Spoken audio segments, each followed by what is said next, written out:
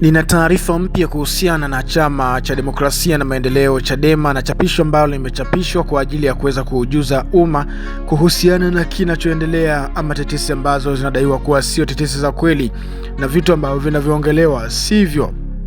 Basi ili tuwe pamoja zaidi mpaka pale ambapo utakapoweza kufahamu, basi fanya usubscribe kwanza. Chini ya video hii kuna neno limeandikwa subscribe. Ukibonyeza utakuwa ni mmoja kati ya watu ambao mtakuwa mkipokea taarifa kila wakati. Sasa iko hivi. Taarifa kwa umma. Kumekuwepo na taarifa za upotoshaji zinazosambazwa na watu wasiokitakia mema Chama cha Demokrasia na Maendeleo Chadema, ikiwahusisha viongozi wa chama husika na kashfa zisizohusika, madai ya michango iliyoendeshwa hivi karibuni mtandaoni hili kuchangia mwenyekiti wa chama Tundu Lissu, Mheshimiwa Tundu Lissu. Inapenda kutoa ufafanuzi kwamba michango kwa ajili ya mwenyekiti wa chama taifa iliratibiwa kupitia namba ya simu ya ndugu yake wakili Alute Mgwai Lissu.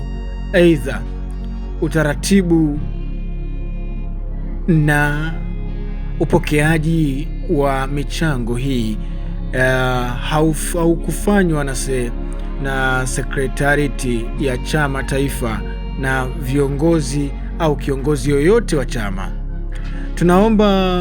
Tunaomba Watanzania na dunia nzima kupuuza taarifa potofu zinazosambazwa kwa lengo la kuchafua taswira ya chama na viongozi wake.